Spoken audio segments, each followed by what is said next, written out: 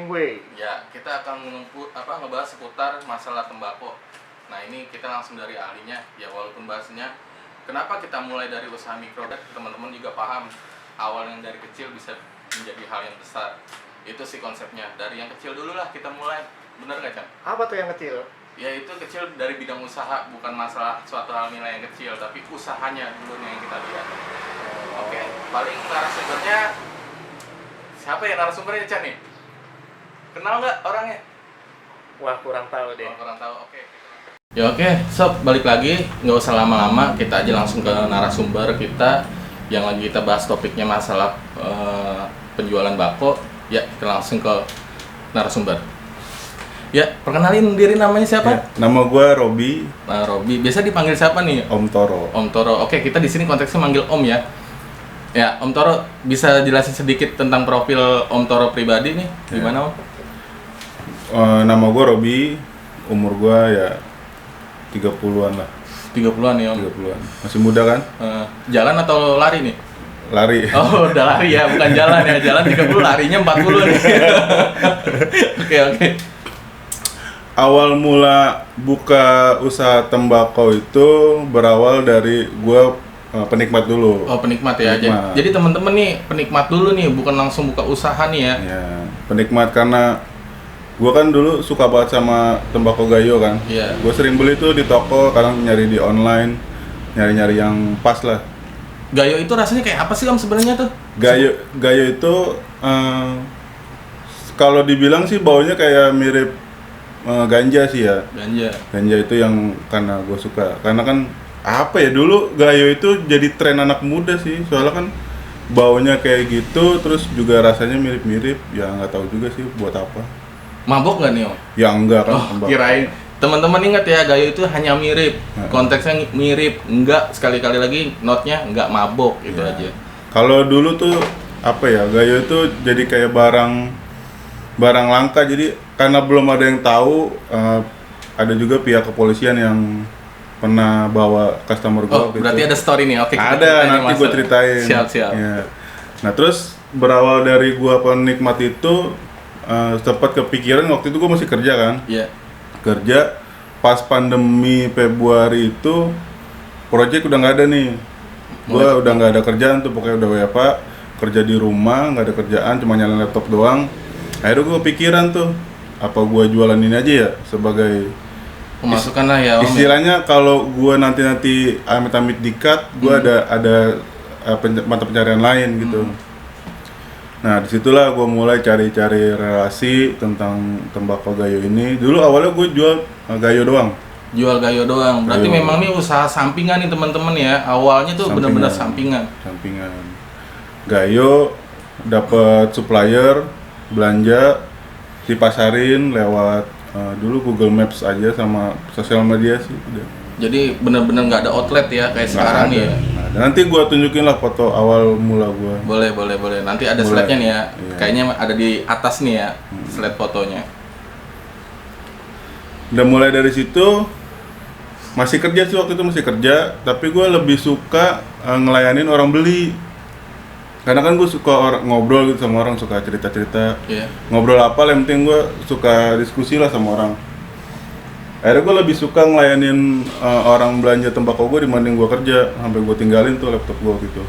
Siap. Berarti mulai menggeser yang tadinya hanya sampingan menjadi kebutuhan pokok nih teman-teman di dalam usaha. Ya kalau memang udah ada traffic, udah ada pemasukan yang lebih, boleh nih teman-teman buat teman-teman choice juga nih ya. Wah, nih kayaknya sampingan terus hasilnya lebih dari kerjaan, mulai ditinggalin tuh kerjaan. Enggak, belum. Oh, belum. Jangan mecat diri dulu sendiri deh ya buat keluar dari kerja. Ternyata belum teman-teman. Prosesnya masih panjang karena gue berpikir dulu tuh ini gue enjoy ngejalaninnya dibanding gue kerja penuh dengan pressure kan, tekanan. Gue lebih enjoy dagang. Gue cerita sama istri gue lebih senang dagang. Oh, sebelumnya udah punya istri nih, Om? Udah dong. Oh, gue kirain masih bujangan nih teman-teman udah punya istri. Ya buat yang mau usaha punya istri dulu kali ya. Gak kayak lo, gak kebujangan. Padahal punya bini. Nah, tapi kan kalau kita punya istri sama yang masih bujangan beda. Kita harus berpikir, kalau gua out dari kerjaan terus terjun ke dunia usaha belum tentu mulus kan. Iya, betul. Karena kita berani ngambil resiko dulu utama. Ini jalan apa enggak? Sedangkan kita tuh ada yang kita biayain lah. Iya. Istri. Jadi mindsetnya benar-benar dipikirin matang-matang ya. Ya paling pengenalan tentang profilnya Om Toro ini cukup ya teman-teman. Tapi kalau memang kurang banget nih teman-teman bisa langsung aja datang ke outletnya Om Toro nih. Kita masuk ke segmen selanjutnya nih. Nah ini kayaknya lebih seru nih bakal di topiknya dikupas tentang kehidupan masa kecilnya Om Toro. Gimana nih Om Toro? Ini apa hubungannya sama Indonesia?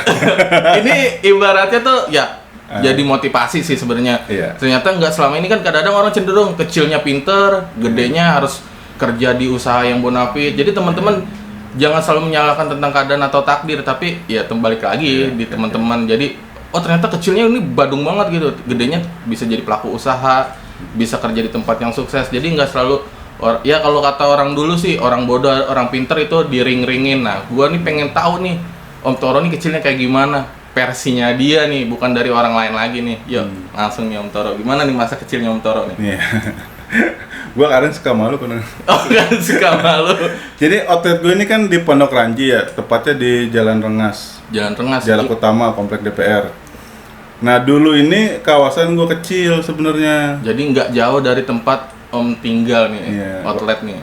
Waktu kecil sih gue, waduh terkenal banget sih bandel ya. Bandel ya. Pokoknya tetangga gue tuh pasti nangis kalau pulang bareng sama gue sekolah. Oh berarti jangan main sama Toro, anaknya nakal gitu. Iya. Waduh, ini teman-teman ternyata anak nakal itu nggak selamanya bakal jadi sisi negatif teman-teman. Ternyata bisa menjadi suatu hal yang positif saat dia udah dewasa. Positifnya sih yang gue ambilnya, jadi beda sih kalau anak sekarang ya. Kalau kita kan dulu main ya kemana gitu, jadi mentalnya tuh terbentuk sendiri. Lebih ke mental ya Om. Mental. Ada jiwa berani teman-teman tiap hari Iya. bawa golok, bener nggak? Enggak juga. Oh, gue kira mental berani tiap hari bawa golok, bawa balok, ternyata enggak teman-teman. Hanya jiwanya aja pemberani, tapi dia nggak megang barang. Maksudnya tuh kalau anak sekarang kan nggak semuanya sih, anak sekarang tuh rata-rata mentalnya mental illness lah. Minus ya. Banyak yang belum berjalan tapi dia udah takutan. Kalau anak dulu kan ya main mandi di kali, main kotoran segala macam. Kalau sekarang kan beda. Beda ya. Jadi istilahnya teman-teman kalau bahasa kerennya sebelum berperang udah bendera putih duluan nih teman-teman. Kalau orang dulu jangankan bendera, perang aja bablas terus gitu. Tahu yang diperangin apa nggak tahu ya. Dan SD gue pernah nggak naik. Wow, nggak naik nih Nggak teman-teman. naik kelas sampai gue disuruh keluar sama guru gue kalau mau naik kelas. Jadi kelas 4 ke kelas 5 itu gue sempat nggak mau naik, cuma kalau mau naik gue harus pindah sekolah, harus keluar dari Harus kelas itu. keluar. Kan betapa parahnya gue itu. Nah teman-teman berarti nggak menunjuk atau nggak mengurangi kesuksesan seorang selama hidup ya, walaupun masa kecilnya itu pernah gagal, mungkin dari sekolahnya putus sekolah, tapi ternyata ada motivasi lebih dan akhirnya menjadi Om Toro yang sekarang bener nih Om ya. Gitu kan kalau orang pinter nih ya, orang pinter kan terlalu banyak mikir. Mikir tentang perencanaan kita mau buka usaha ini. Tapi actionnya nggak ada. Gitu. Kalau gue tuh action dulu, hasil nanti belakangan. Iya. Kalau gue tuh yang penting action dulu. Action dulu teman-teman. Mau hasilnya nanti gimana itu urusan nanti, penting kita usaha dulu, action. Dan gue juga dulu buka ini juga nggak langsung banyak customer. Jadi dari bawah bener-bener nih Om ya. Iya, dari rumah, karena gue pikir dulu kan alamat rumah terlalu ke dalam kan, orang juga lagi tuh banyak yang nyasar. Akhirnya gue putusin udah gue cari kios, gue sewa di sini dan bener-bener gue ngebentuk pasarnya di sini. Bener-bener ya teman-teman bentuk pasar nih. Nah, Iya. terus selama kecil ada kejadian unik nggak nih menurut Om? Gue ada banyak. Banyak. Salah satu nih yang menurut Om kena banget nih di memori nih. Udah ketawa dulu nih pasti seru nih teman-teman. Gue tuh dulu sempet diomelin sama orang tua sekelas gue, anak teman gue juga. Ya. Jadi jadi dulu tuh gue sering nyumin anak cewek. Oh, ternyata dari kecil tuh ada identik PK teman-teman. Gue sering nyumin, emang dia cantik banget anaknya, gue ciumin. Bapaknya datang, kamu nih masih kecil suka nyumin anak saya.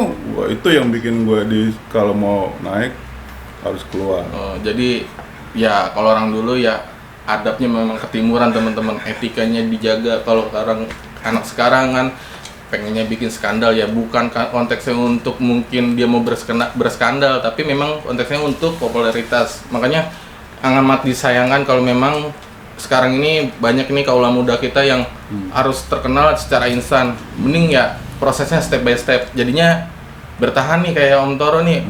Yang notabene usahanya udah hampir berapa lama nih Om Toro nih? Kalau dihitung sih udah setahun lebih. Setahun lebih. Dari proses rumah mungkin sekitar 2 tahun lah ya. Iya. Dari rumah sampai punya toko, bener-bener ngalamin proses.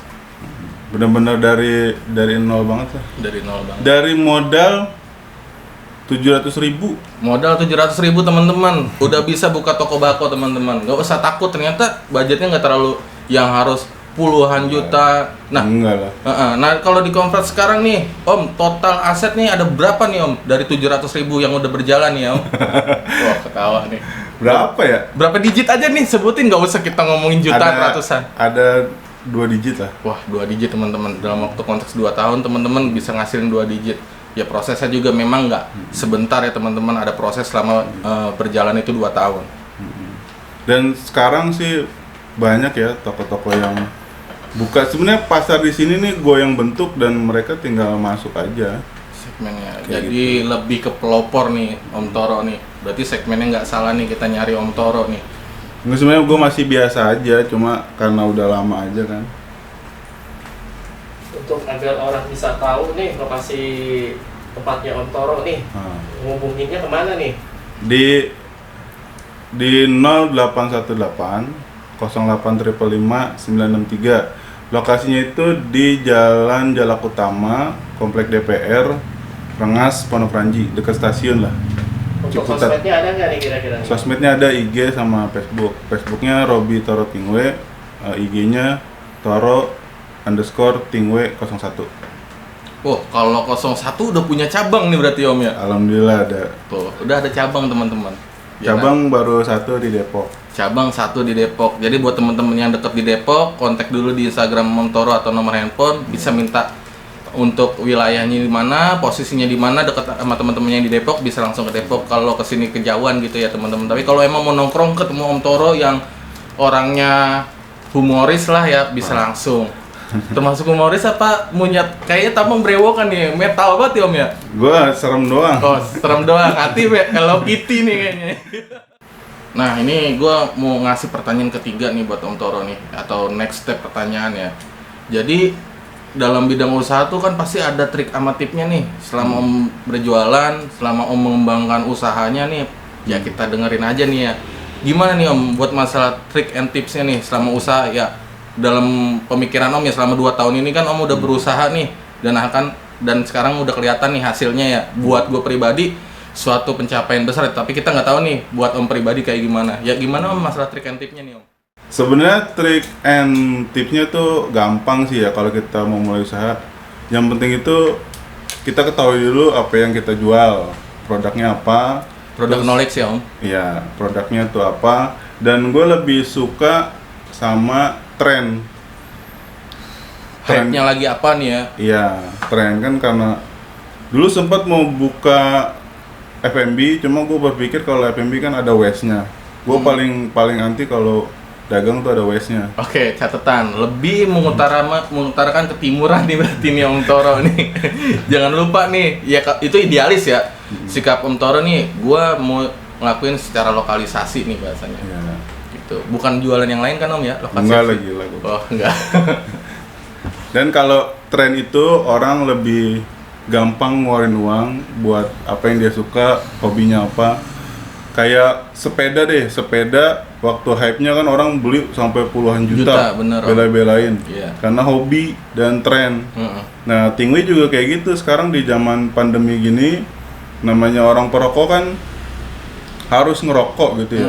Nggak bisa dikurangin apalagi berhenti.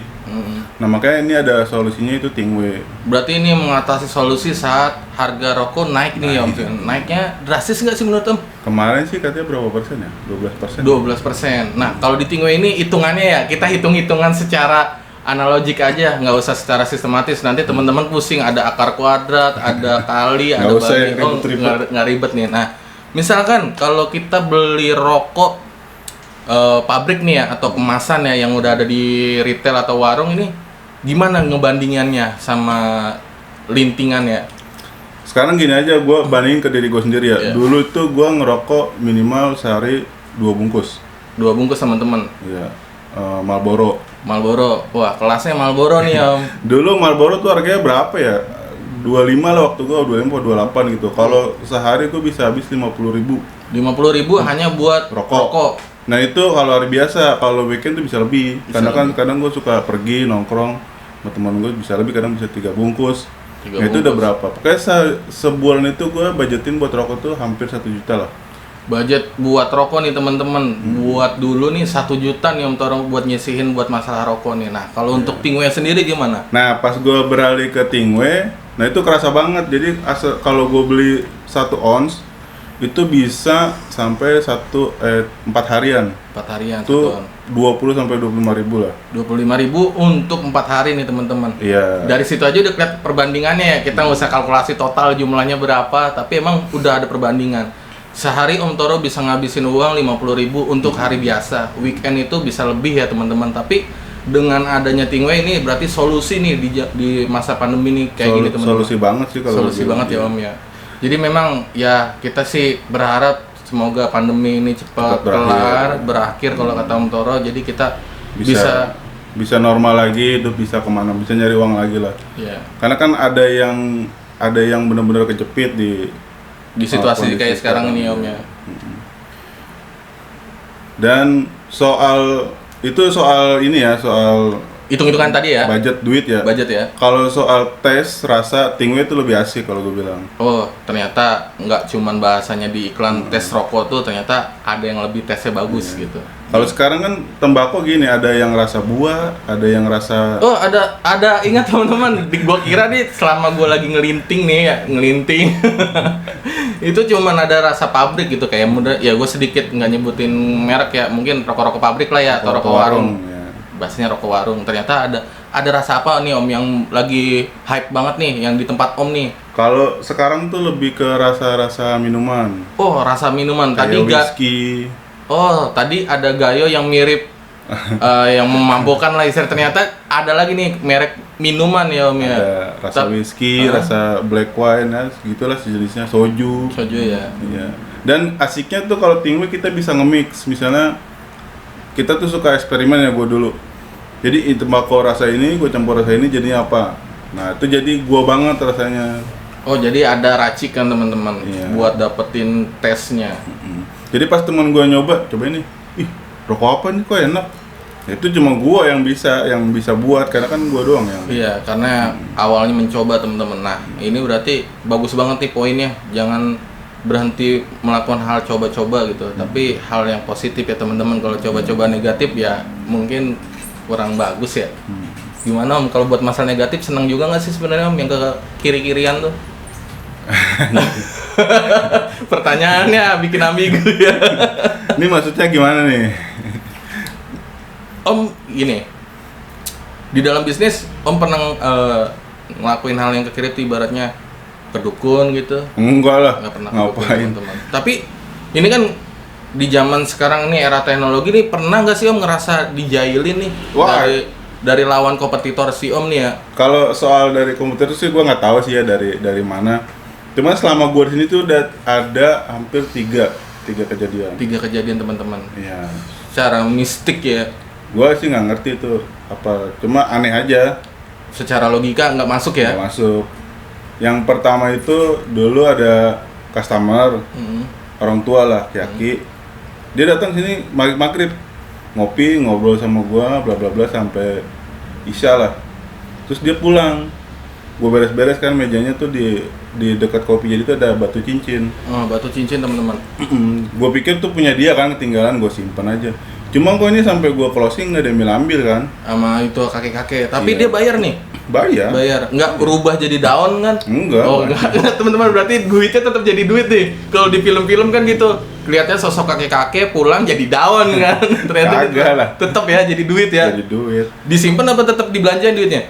Soalnya di sini tuh sering barang ketinggalan, pasti gue simpen. Takutnya kan dia kesini ngambil kan karena barang dia. Akhirnya gue pikir, kata temen gue, itu aneh kata dia, nggak mungkin orang ninggalin cincin nggak ada maksudnya, apalagi nggak diambil. Akhirnya balik, gue buang lah cincin tuh di kali. Oh, jadi karena udah lama takut terjadi hal yang merugikan di toko, akhirnya ya itu kan bersifat ya itu bukan nggak ada tuannya ya di sini, daripada jadi masalah akhirnya Om mengeluarkan dari toko. Karena itu bukan punya gua. Iya. Jadi nggak mengambil hak orang lain nih teman-teman. Ya bahasa kiasannya lah.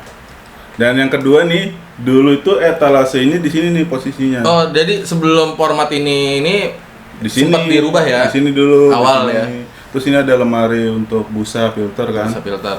Nah, anehnya satu hari itu gue dagang sama istri gue, tuh kan gue dagang berdua sama istri gue. Oh, jadi dulu sempat istri yang nemenin ya? Iya. Oh, berarti nggak ada istilah sehidup semati, ternyata emang realnya ada gitu, nemenin ya. Tapi banyak berantemnya nggak nih di tempat pas lagi ada istri? Enggak, have fun gue serius. Alhamdulillah. Gue kan ada gitar, gue nyanyi sama dia. Biarpun nggak ada yang beli, tapi gue seneng sama dia. Punya lebih banyak waktu. Dulu kan waktu gue kerja, berangkat pagi pulang malam, ketemu udah capek. Jadi, nah di sini teman-teman, usaha itu bikin waktu kita lebih panjang untuk keluarga. Jadi bisa lebih waktunya fleksibel. Jadi teman-teman bisa main sama anak mungkin, sama istri, sama orang-orang tersayang. Itu sih dari bidang usaha ya. Nah ini Om Toro udah nyampein gitu. Terus yang kejadian kedua itu tepat nih di sini, tempat lu duduk. Anjing, gue langsung merinding nih. Tempat gue duduk nih teman-teman. Ini sini nih, bau bangke sehari. Bukan gua kan? Enggak, dari atas. Cuma sehari doang. Sehari doang bau bangke teman-teman. Kan aneh, maksudnya kalau bangke mungkin 2 hari 3 hari hilang. Nah yang ketiga itu tahu-tahu tuh ada batu mentang sini, nggak tahu dari mana. Batu mental, nggak ada angin, nggak ada hujan ya? Nggak ada orang. Wah, ini kayak konsepnya datang nggak dijemput, pulang nggak diantar. Tapi batunya dibuang lagi Om? Ada sama karyawan gue di sini. Oh, disimpan batunya buat BB, barang bukti teman-teman, kalau buat di BAP mungkin ya. Nah, ini kan ada hal mistik nih di dalam bidang usaha nih. Nah, cara Om menyikapi itu kayak gimana Om? Atau jadi bikin pengajian? Atau ya udahlah bodo amat gua gitu? Enggak sih, gue berpikir gue lebih punya yang nyiptain itu semua. Ya Tuhan maksudnya. Yeah. Jadi gue berdoa aja supaya aman. Jadi teman-teman nggak usah kita jadi orang yang lupa akan adanya. Seru juga nih buat dibahas nih. Ini situasi PPKM. Nah, ini buat teman-teman yang sama di bidang usaha walaupun usahanya lain ya, menyikapi PPKM sekarang ini yang lagi krusial banget. Gimana nih Om?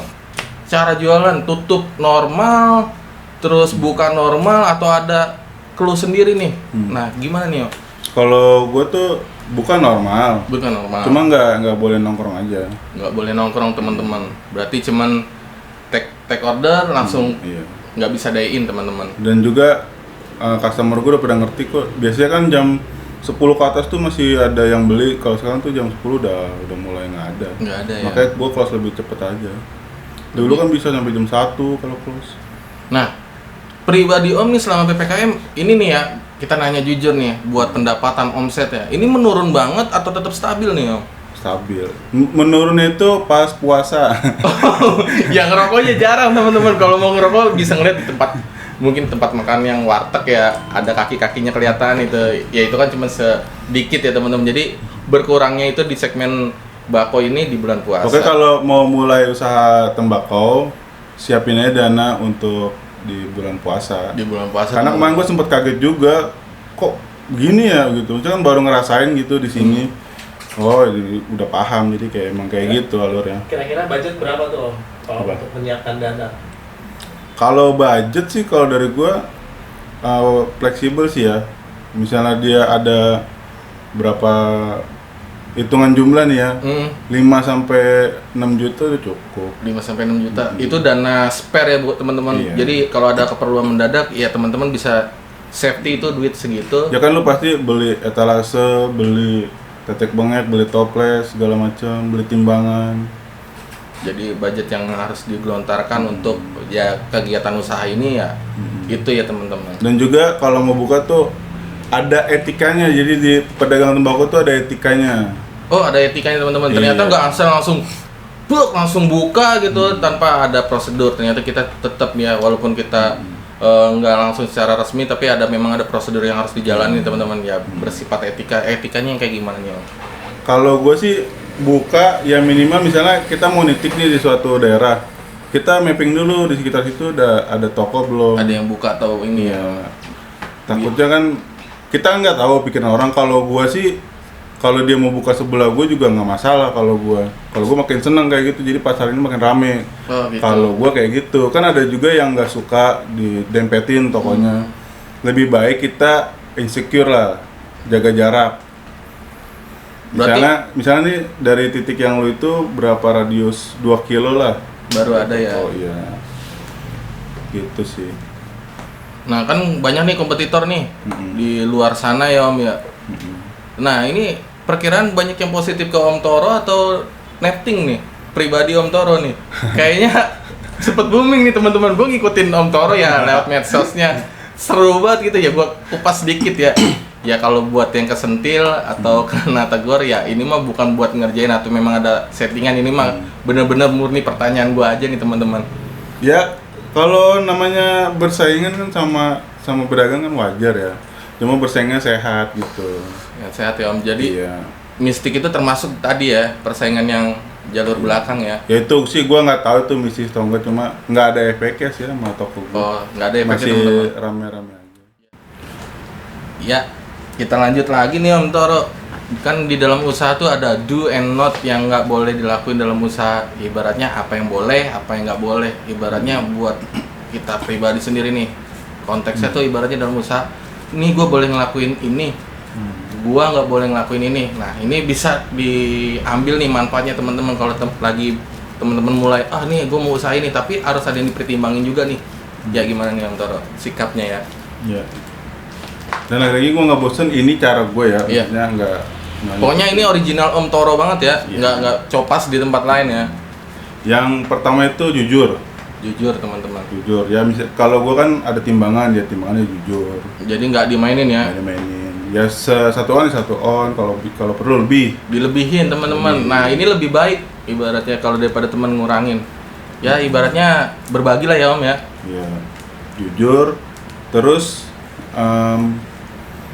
kita harus suka ngasih gift sama customer. Oh kalau bahasa keren di YouTube giveaway. Giveaway. Kan gue banyak suka dikirim tembakau dari pengepul kan ya, dari supplier lah. Jadi daripada gue pakai sendiri, mending gue bagi-bagi ke customer gue. Jadi ibaratnya chemistry gue sama customer gue tuh kejalin lah. Dapat ya, berarti usaha itu nggak cuman asas jual beli teman-teman, tapi gimana caranya menambah saudara, menambah teman lagi, ibaratnya pembeli dan penjual itu ibaratnya udah kayak keluarga. Karena kenapa gue buka di Depok? Karena dari Sawangan tuh ada yang kesini. Padahal di sana tuh banyak, tapi dia bela-bela sini. Kenapa? Mungkin karena hubungan dia sama gue baik, atau karena cocok sama barang gue. Secara emosional terbangun lah ya. Kan nggak tahu juga. Betul. Gitu. Dan yang nggak boleh dilakuin itu adalah di zaman modern sekarang, customer tuh lebih pinter. Lebih selektif lah ya. Iya, lebih pinternya.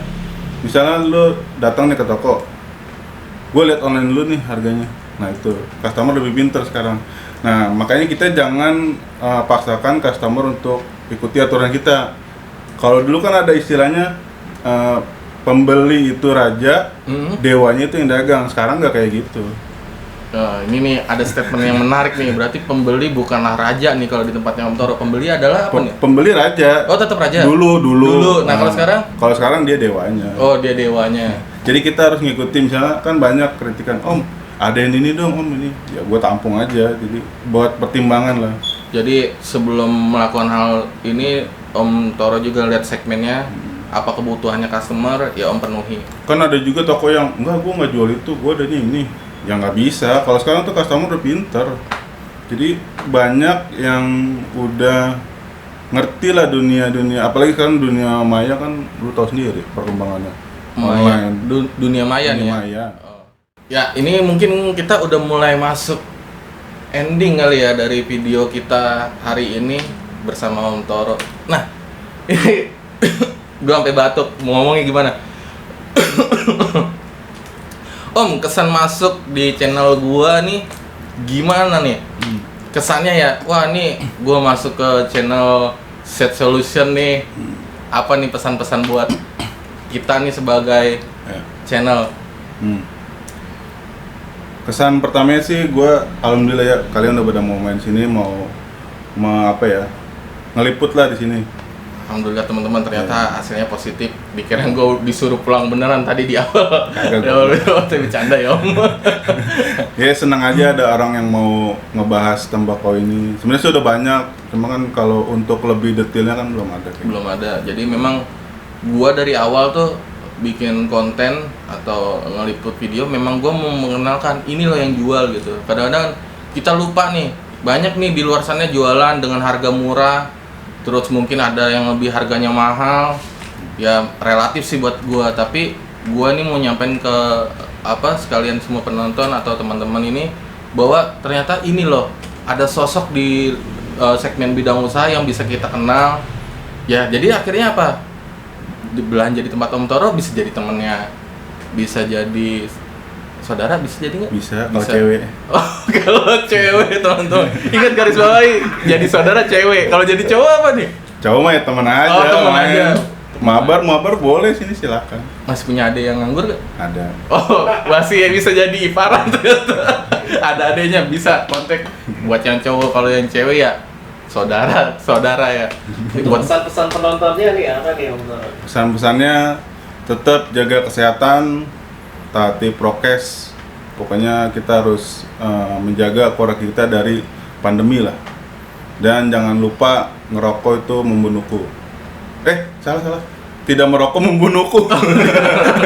Itu buat yang merokok tapi teman-teman. Tapi yang nggak ngerokok jangan coba-coba gitu. Tapi kalau udah ngerokok ya lanjutin nggak apa-apa. Mau berhenti nggak apa-apa, karena memang harus ada yang diperjuangkan dan dipertimbangkan dalam masa PPKM, benar nggak Om? Iya, kita harus bisa bertahan lah. Bertahan aja dulu. Kalau untuk lebih kayaknya susah sih. Yang penting kita bisa bertahan.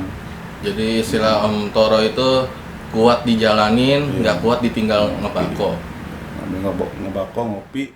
Masih banyak topik-topik yang menarik nih di channel gua. Stay tune terus, tetap jangan kemana-mana, tetap ada di sini buat bantu dan support gua.